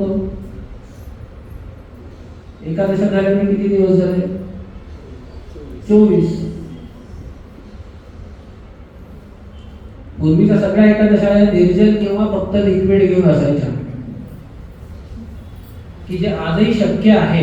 निर्जल शक्य नाहीये पण फक्त लिक्विड घेऊन म्हणजे फक्त दूध, फळांचा रस आणि पाणी हे जर घेऊन केलं तर कसं असतं की आपल्या शरीरामध्ये सुद्धा अशी यंत्रणा आहे की जी नको असलेल्या वस्तू हे वेगळ्या करतात. आता कधी असतं का आता स्त्रियांना विचारलं की तुम्ही घर साफ कधी करता? जेव्हा मोकळा वेळ मिळेल तेव्हा आम्ही घर साफ करतो किंवा सण वार असेल तेव्हा आम्ही घर साफ करतो असंच होतं ना. आता त्याच्यासाठी सुद्धा बाहेरचे लोक बोलवतो ती गोष्ट वेगळी पण मोकळा वेळ आपल्या सिस्टमला देऊ कधी आपण? जर आपण वर्ण रोज टाकतो तरी चक्कीमध्ये की कधी चक्की साफ करायला वेळ कधी मिळणार? त्यामुळे हे सगळे उपवास आहेत ना हे उपवास हे आपल्यासाठी आहे. आध्यात्मिक प्रगती पण होते आणि जीवन पण सुखकर होते. भगवद्गीता मी म्हटलं ना की भगवद्गीतेमध्ये दोन्ही चाकांचा विचार केलाय की आध्यात्मिक प्रगती करताना तुम्ही भौतिक तुमच्या कर्तव्य पथावर सुद्धा ढळले नाही पाहिजे आणि कर्तव्य करताना असंही झालं पाहिजे की तुम्ही त्याच्यातच दुर्पटून गेले आध्यात्मिक प्रगती झाली. तर त्याच्यामुळे प्रेम स्वयंपाक करणाऱ्यापासनं म्हणजे जिथे पिकतंय तो पिकवणाऱ्यापासनं तर जो वाढतोय तोपर्यंत सगळ्यांचं ज्या काही भावना आहेत त्या सगळ्या त्या अन्नामध्ये आहे. आणि म्हणून पहिला अन्न ग्रहण करताना सगळ्यात पहिले तुम्ही चित्रावती लोक काढायचे. तुम्ही पाहिलं असेल पूर्वी चित्रावती काढायचं म्हणजे काय होतं? चित्रावती कोणासाठी काढतात माहिती का? ओम चित्राय स्वाहा चित्रगुप्ताय स्वाहा म्हणजे चित्रगुप्त जो आपला रेकॉर्ड ठेवतोय पापाचा त्याला बाबा घे 2 तास तू पण खा म्हणजे जरा तो आपली लिस्ट मेंटेन करताना थोडासा आपल्याला ते पुढे पण चिमण्यांसाठी वगैरे ते दिलं जात होतं. पहिल्या जे काही पोळी होत होती ती आपण गाईला द्यायचो ते कुत्र्याला घालायचो की जे आपल्याला मदत करत आहे त्या सगळ्यांसाठी. आणि सगळ्यात म्हणायचं अन्नदाता सुखी भव असं आपण म्हणायचं. का तर त्याने केलं म्हणून आपल्याला खायला मिळेल. माझ्याकडे पैसे आहेत म्हणून नाही खायला मिळेल. आज जे सगळे लोक, सगळे जे मोठे मोठे देश आहेत ते भारताने राईस एक्सपोर्ट बंद केला की सगळे हदरतात, भात नाही पाडत. जपान सुद्धा, जपानच्या इकॉनॉमी सुद्धा गडबड होते. भारताने राईस यावेळेस एक्सपोर्ट करायचं नाही, कमी केलं. तर का तर त्यांच्याकडे पैसा आहे ना. अरबस्थानामधले लोक काय एवढे, त्यांचा धर्म नाता धर्म सारखा थोडीच आहे, पण काय एवढं भारतावर प्रेम आहे? कारण त्यांचं सगळं जे खाणं पिणं ते आपल्यावर अवलंबून आहे. तर त्याच्यामुळे जो काही शेती करणारा शेतकरी असेल, आपल्यापर्यंत आणून देणारा असेल, आणि मुख्य म्हणजे शिजवताना, अन्न शिजवताना जी शिजवणारी व्यक्ती तिच्या भावना त्याच्यात जातातच. त्याच्यामुळे मग भगवंत सांगतात की मी एवढा आहार करतोय, तर आहार कुठल्या प्रकारचे असतात? तर 14वा अध्याय, 17वा अध्याय आणि 18व्या अध्यायातला अर्धा सत्वगुण, रजगुण आणि तमगुण या 3 गुणांवर भगवंत बोललेले आहेत, की जे सगळ्यांनी व्यवस्थित लक्षात घ्यायला पाहिजे. की आपल्या आयुष्यामध्ये जर आनंद वाढवायचा असेल, सुख वाढवायचं असेल, तर आपल्याला जास्तीत जास्त सत्वगुणात राहायला पाहिजे. आत्ताच मी कालच एक रिसर्च वाचला, तर त्यांनी सांगितलं होतं की आयुष्यामध्ये जे सुख आणि समाधान असतं तर ते कशावर अवलंबून आहे याचं संशोधन नेदरलँड्स, डेन्मार्क आणि इंग्लंड या तिन्हीतल्या 3 युनिव्हर्सिटीजने मिळून केला. 4600 व्यक्तींचा पूर्ण इंटरव्ह्यू घेऊन त्यांच्या सगळ्या आयुष्यातले सगळे स्टडी करून त्यांनी काढलं. तर साधारण त्यांनी सांगितलं की साधारण सुख, समाधान आणि आनंदाचा कर्व कसा असतो, तर तो साधारण 10, 11, 12व्या वर्षी तो चांगला हाईटला असतो. 10, 11, 12 वयोगटामध्ये साधारण मुलं असतात ती सुखी, समाधानी, आनंदी असतात. मग तो हळूहळू कमी होत जातो. 35, 40, 45 आणि 50, 55 जेव्हा लग्न झाल्यानंतर किती आपण आपलं लग्न कधी खूप डाऊन होतो. आणि नंतर मग हळूहळू पुन्हा तो 60, 65 आणि 70 नंतर मात्र तो परत हॅपीनेसचा हा वर जातो कर्व. तर त्यांनी मग अभ्यास केला, तर त्यांच्या संशोधनाचा काय आला निष्कर्ष की तुम्ही आयुष्यात काय साध्य केले त्याच्यावर तुमचं आनंद आणि समाधान अवलंबूनच नाही. पहिला निष्कर्ष. उलट तुम्ही जेव्हा काही अचीव करण्याच्या दृष्टीने मागे लागत होता त्या गोष्टीच्या आणि ती अचीव सुद्धा होत होती, तेव्हा तुम्ही सगळ्यात दुःखी होते. जेव्हा तुम्हाला आयुष्यात खूप मोठं काही अचीव करायचं हे माहीतच नव्हतं, तेव्हा जे आपलं जे युथ, आपलं जे 10-12 वर्षाची मुलं होती की समान आहे, शाळेत जातोय, शाळेत नाही तर होमवर्क करतोय, खेळायला जातोय, तेव्हा समाधानी असतात. आणि जे 65, 70, 65च्या वेळेस सगळे जातात की हे सगळं मी अचीव करायचा प्रयत्न करतो पण ते नाही झालं, सोडून द्या ना, आता जेवढं उरलं ते जगूया, तेव्हा ते पुन्हा समाधानी व्हायला लागतं. तर एखादी गोष्ट प्राप्त करण्यासाठी हात धुवून मागे लागण्याने समाधान मिळत नाही. त्याच्यापेक्षा आजचा दिवस मी कसा जगतोय, कोणाबरोबर जगतोय आणि त्याच्यामध्ये मी त्या छोट्या छोट्या क्षणात आनंद घेतोय का नाही, त्याच्यावर तुमच्या जीवनाचा आनंद अवलंबून आहे. मी मागचे 3 दिवस झोपून होतो. मला व्हायरल फीवर होता आणि व्हायरल फीवरला मी त्या सगळ्या व्हायरसेसना असं मी खूप नमस्कार करतो आणि म्हणतो की बाबा आता हे माझे भोग आहेत 3 दिवस, त्यामुळे मग मी व्यवस्थित विश्रांती घेतो. मी आजच फॅक्टरीत गेलो, पहिल्यांदा 2 दिवस फॅक्टरीत पण नाही गेलो, पण मी ह्या कार्यक्रमाला नाही म्हटलं नाही तेव्हा मी पूर्णपणे बेडरिडन होतो तेव्हा. कारण मला इथे ते छोटे छोटे आनंदाचे कण तुमच्यामध्ये मिळतात.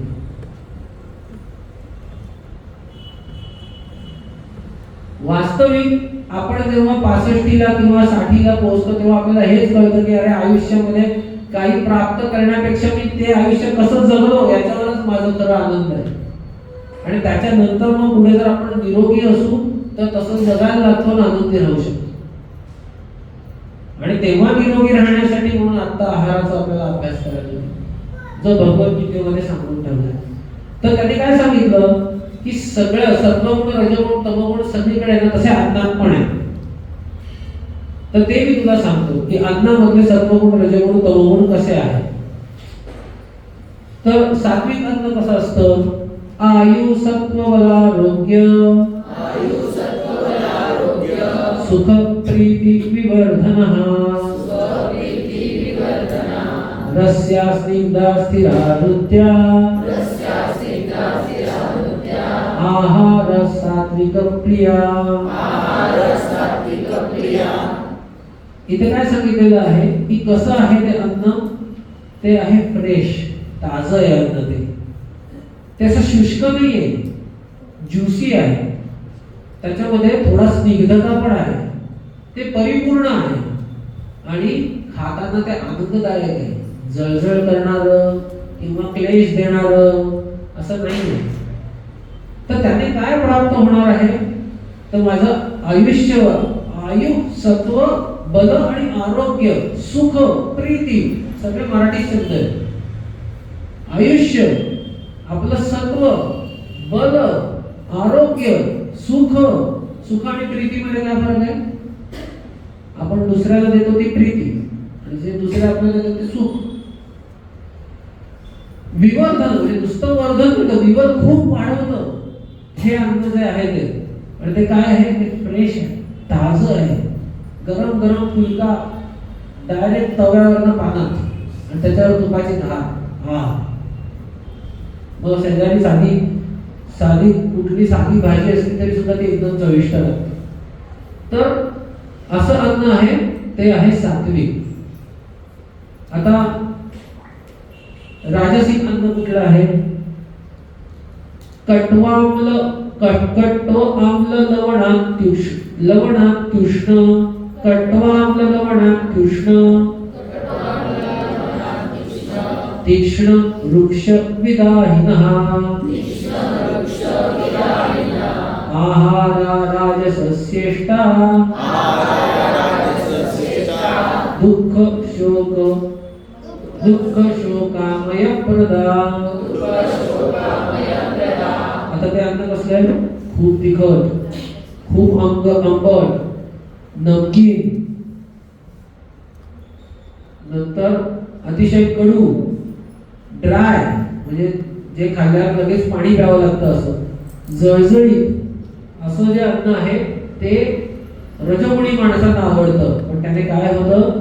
त्याने टेन्शन वाढतं, स्ट्रेस वाढतो, चिडचिड होते आणि रोग होतात असं गीतेत सांगितलंय. तुम्हाला अनुभव पण असेल. हा अनुभव माणसांनाच नाही. एकदा काय झालं, ही सत्य घटना आहे. दोन मित्र आहेत, एकाचं पोल्ट्री फार्म आहे आणि एकाचं हॉटेल.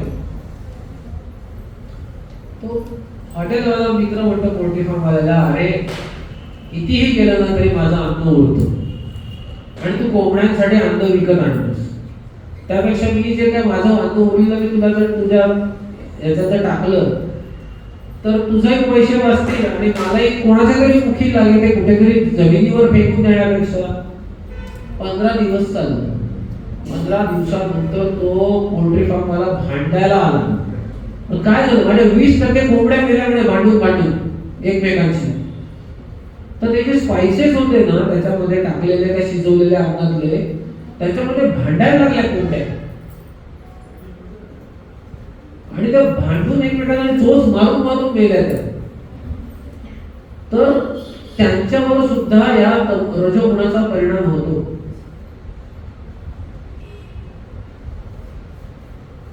आणि त्याच्यामध्ये तमोगुणी यातयामं गतरसं ऊती पर्युषितं च यत् उच्छिष्टमपि चावेद्यं भोजनं तामसप्रियं. शीळ अन्न. नंतर ज्याची न्यूट्रिटिव्ह व्हॅल्यू म्हणजे आता ह्याने आपल्याला शरीराला पोषण होणार आहे की नाही हे आपल्याला माहित नाहीये, किंवा असे काही पदार्थ त्याच्यात की त्याची पोषक मूल्य काहीच नाहीये, जे अतिशय ज्याला चव अजिबात नाही आहे, जे सडलेलं आहे अन्न किंवा कोणी खाल्लंय ते अन्न माहित नाही आणि असे शिळं उष्ट अन्न खाली उष्ट अन्न पडलंय तर ते तमोगुणाचं आहे आणि त्याच्यामुळे मग जे स्किन डिसीजेस किंवा कम्युनिकेबल डिसीजेस ज्याला म्हणतात ते होतात. आता ह्याच्याने आपल्याला एक्झॅक्ट आपले डे टू डे आपण जे खातोय ते कशात बसेल हे कळत नाही ना, त्यामुळे मी एक टेबल केलंय. ह्या श्लोकाचं टेबल आहे, इंग्लिश मधनं पण आपण ते आधी क्वालिटीज बघून घेऊ. जे सत्वगुणातलं अन्न आहे ते काय, ते फ्रेश आहे, ते रसाळ आहे, ते स्निग्ध आहे आणि ते परिपूर्ण आहे.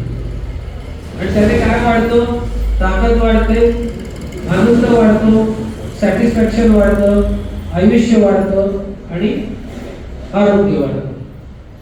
जे रजोगुणातलं आहे ते अतिशय तिखट आहे, अतिशय आंबट आहे, खारट आहे, कडू आहे आणि शुष्क आहे आणि जळजळ करणार आहे. त्याने काय वाढतं, त्याने आपला स्ट्रेस वाढतो, दुःख वाढतं आणि रोगराई वाढते. जे इग्नोरन्स मधलं आहे किंवा ज्याला तपोगुणी आहे ते शिळं आहे, न्यूट्रिटिव्ह व्हॅल्यू नाही म्हणजे पोषक मूल्य नसलेलं आहे, बेचव आहे आणि सडलेलं आहे. आणि त्याने काय होतं तर कम्युनिकेबल डिसीज, स्किन डिसीज, डिफिगरिंग म्हणजे ज्याच्यामध्ये बोटं वाकडी विकडी होणं वगैरे असे आजार त्याने होतात. आता आपण कुठकुठले पदार्थ कशा कशात बसतात हे बघायचं. आता जर तुमच्या लिस्ट मधले 25%, 50%, 75% पदार्थ कॅन्सल झाले तर त्याला जबाबदार मी नाही. कोण जबाबदार?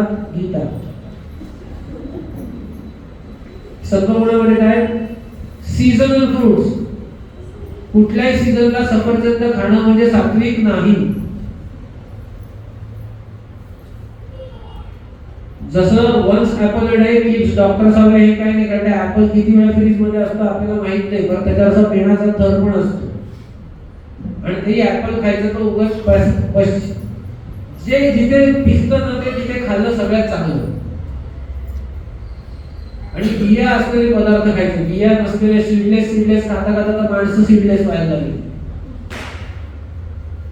तर सीझनल फ्रुट्स, कोकोनट, तुम्ही सुका नारळापासून तर शहाळ्या सगळं सत्वगुणात. गूळ, देशी गाईचं दूध, देशी गाईचं दूध, देशी गाईचं तूप, ताज्या पालेभाज्या, ताज्या भाज्या 15 दिवस फ्रीज मध्ये ठेवलेल्या नाही. Freshly prepared home made food, घरात बनवलेलं ताजं अन्न. आता प्रत्येक ताज्या अन्नाची व्याख्या वेगळी आहे. ज्याला जितकं अगदी कमी लागतो ते कमी टिकतं, ज्याला अगदी जास्त लागतं ते जास्त टिकतं. म्हणजे आमटी सकाळची संध्याकाळी चालत नाही, भात चालत नाही. कारण जर तुम्ही उघड्या गॅसवर जर डाळ शिजत ठेवली तर डाळ शिजायला कमीत कमी अर्धा तास लागतो. तुम्ही कुकरमध्ये त्याला ते तोडतात, बॉन्ड्स ते सोडा. तर ज्याला शिजायला जास्त वेळ लागतो ते पदार्थ जास्त वेळ टिकतात. त्यामुळे पुरणपोळी साध्या पोळीपेक्षा जास्त वेळ टिकते. भाजी शिजायला कमी वेळ लागणाऱ्या भाज्या कमी काळ टिकतात, जास्त वेळ शिजायला वेळ लागणाऱ्या भाज्या जास्त काळ टिकतात. पण सहसा कुठलंही अन्न दिवस संपल्यावर दुसऱ्या दिवशी खाऊ नये असं सांगतात. रॉ मटेरियल गेलं तर चालतं, म्हणजे मसाले काय रोज रोजचे बदलायचे नसतात, पण शिजवलेलं अन्न बदलतो. दुसरं काय, रजोगुणामध्ये चाट, सगळं रजोगुणात. कारण ते एकदा आंबट असतं, तर खारट असतं, नाही तर तिखट असतं, चमचमीत असतं. Misal pav, dry bhel, farsan, spicy and fried items की जे खाल्ल्यावर, वेफर्स जे खाल्ल्यावर लगेच पाणी प्यायची खूप इच्छा तयार होते ते सगळे. हॉटेल फूड, बर्गर, पिझ्झा आणि मायक्रोवेव्ह मधले आयटम्स. आणि तमोगुणामध्ये पॅक फूड्स, म्हणजे कसे असतात, परदेशात हे जास्त आहेत, आपल्याकडे आता यायला लागले की बाबा ती पिशवी असते ती गरम पाण्यात टाकली की फोडली की पावभाजी तयार. ती 6 महिन्यापूर्वी बदलून भरलेली असते ती पिशवी. Pack food containing artificial flavours आणि आर्टिफिशियल कलर्स, म्हणजे सगळे कोका कोला, पेप्सी, तिथपासून दारूचे सगळे item. Bakery items, cakes, pastries, biscuits आणि रेफ्रिजरेटेड आयटम्स. माझ्यामध्ये मी 70% आयटम्स रोजच्या खाण्याचे काढून टाकले. पण 100% रोगराई पण काढून टाकली, हे पण लक्षात ठेवा. तर सगळ्यात महत्वाचं म्हणजे खाण्यासाठी जगत असू तर हे ऐकण्यात काही गरज नाही, पण जर जगण्यासाठी आपण खात असू तर मग हे नियम पालन करायला काय हरकत आहे. तसे आपण झुरळासारखं सगळंच खात नाही. झुरळ काय कॉन्क्रीट आणि गंज पण खाऊन जगतो. आपल्याला लिमिटेडच आहे, त्यातले 4 आयटम अजून कमी झाले काय फरक पडतो, जगून आपण चांगले. आणि हे सहसा टाळायचं. साखर, मीठ आणि मैदा आणि जर्सी काऊचं म्हणजे जर्सीचं दूध, हे त्याला 4 वेळा व्हाईट पॉइझन्स असं म्हटलेलं आहे. तर हे जर टाळता आले तर आपण खरंच आपला आहार खूप सुधरू. आणि सत्व सात्विक आहार का घ्यायचा, कारण भगवंत म्हणतात ऊर्ध्वं गच्छन्ति सत्वस्था मध्ये तिष्ठन्ति राजसा जगन्य गुण वृत्तिस्था अधो गच्छन्ति तामसा. म्हणजे जर तुम्ही सात्विक आहार घेतला तर तुमची बुद्धी, तुमचं शरीर, तुमची प्राणशक्ती, तुमची मनशक्ती सगळी काय होणार, वाढणार. तुम्ही जर राजसिक आहार घेतला तर तुमची बुद्धी, तुमची शक्ती, तुमचं आरोग्य तसंच राहणार. म्हणजे आज एक रोग डायग्नोज झाला, त्याच्यावर औषधं घेतली, परत 4-5-6 वर्षांनी तिथेच आहे. म्हणजे जसं बीपीचं आणि डायबेटिसचे मेडिसिन कसं औषधं चालू आहेत, रोग गेला का नाही, रोगही चालू आहे. आणि अधोगच्छन्ति तामसा, तुम्ही सगळे औषधं घेऊन सुद्धा तुमची प्रकृती ढासळतच चालली. म्हणून सात्विक आहार घ्यायचा. आणि तामस आणखी कुठला आहे की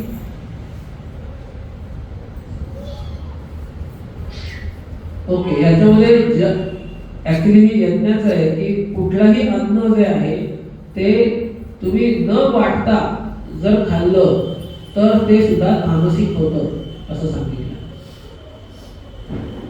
आता आपण अन्नाबद्दल का बोललो, कारण आपल्याला आपली हेल्थ चांगली ठेवायची आहे. फक्त रोग नाही असं नकोय, तर आपली हेल्थ म्हणजे आपली एकंदर तब्येत चांगली असायला पाहिजे.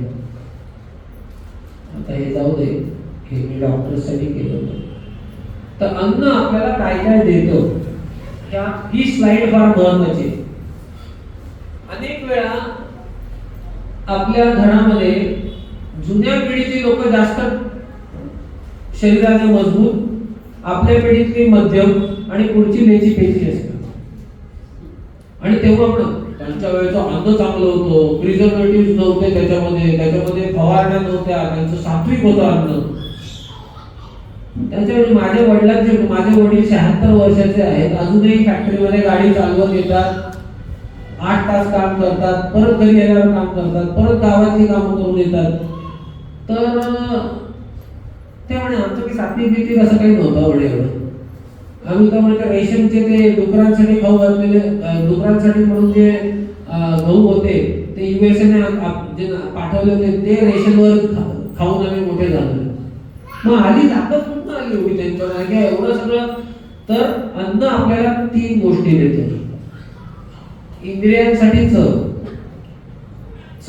जिभेच्या याच्या पलीकडे चव कळतच नाही आपल्याला. तुम्ही जर किती चांगला पदार्थ जीभ दाबून ठेवली, घशात ओतला तर काही फरक पडेल.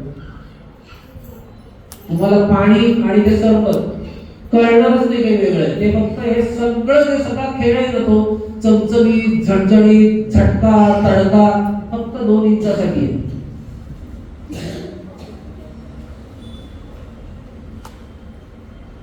शरीरासाठी पोषण आणि प्राणशक्ती, मनशक्ती आणि बुद्धीसाठी सत्व.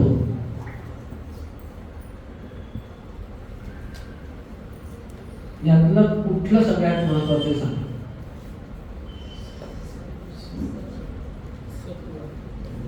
आणि सगळ्यात कुठल्या गोष्टीकडे दुर्लक्ष तर तेही सांग.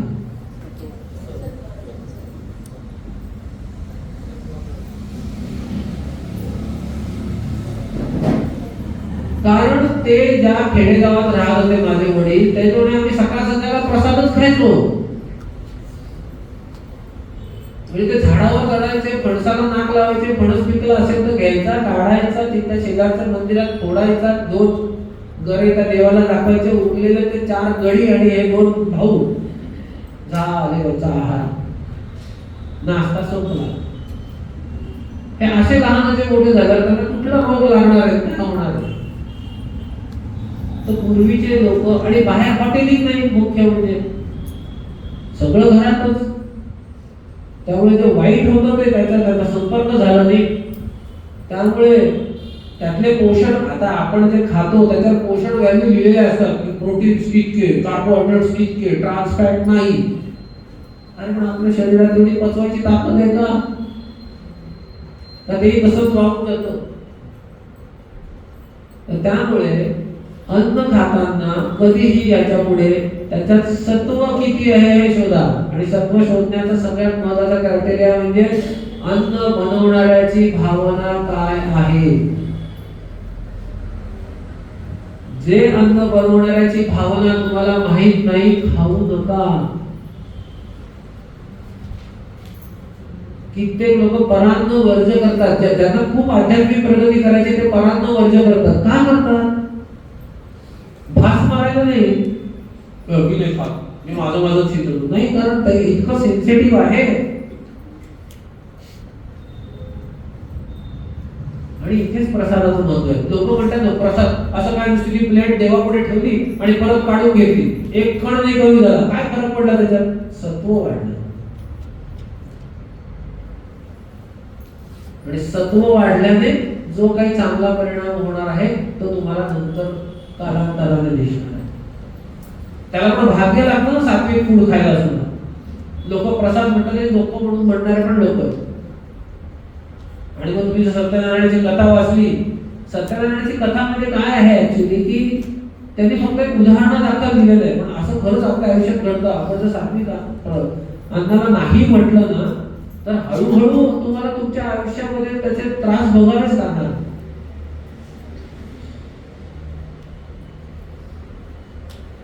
तर आहाराचं महत्व आयुर्वेदाच्या दृष्टीने काय आहे? का भगवंत एवढं म्हणतायत की भगवंत आहाराबद्दल एवढं का म्हणताय? कारण आहारानेच तुमचं पोषण होणार आहे. आहार हेच अमृत आहे, आहार हे विष सुद्धा आहे. तर जरा काय म्हणतात, प्राणभूतामग्न तदयुक्त्या निहंत्यसु विषम प्राणहर तच्च युक्तियुक्त रसायन. म्हणजे अन्न हे सगळं चांगलं असं नाहीये. काही जणांसाठी चांगलं असलं तर दुसऱ्यासाठी विष पण आहे.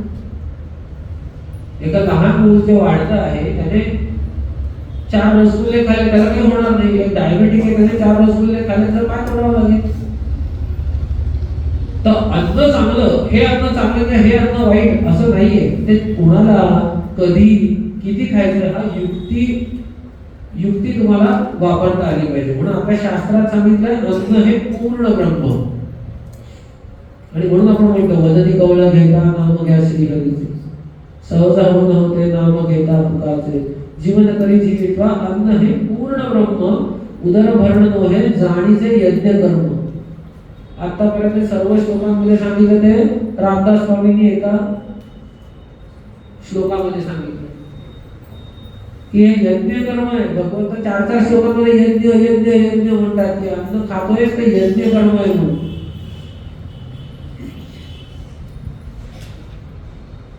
आहाराचं काय जीवनामध्ये महत्व? आहार शुद्ध सत्व शुद्धी. म्हणजे जर आहार शुद्ध असेल तर तुमचं जे सत्व आहे ते सत्व शुद्ध राहील, तुमचं मनाचं प्राणाचं. सत्वशुद्धी असेल तर स्मृती एकदम शार्प होईल. आणि जर तुम्हाला स्मृती चांगली लाभली तर तुम्ही सर्व तुमच्या ज्या काही भौतिक बंधन किंवा गाठी आहेत ते मोडून तुम्ही मोक्षास प्राप्त होऊ शकाल. हा छांदोग्य उपनिषदामधला श्लोक आहे की ज्यांनी सांगितलं की योग्य आहार घेतला तर मोक्ष मिळेल. मग जर योग्य आहार घेऊन मोक्ष मिळत असेल तर त्या आहारावर आपलं किती लक्ष पाहिजे. मग चीट डे करून काय उपयोग की बाबा एवढं डाएट मग 3 चीट डे मग परत डाएट, काही होत नाही.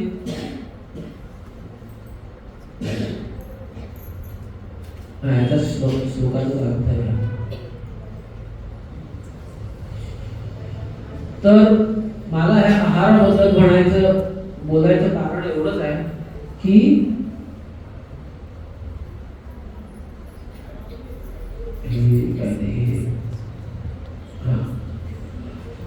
भगवद्गीता हे अतिशय प्रॅक्टिकल आहे.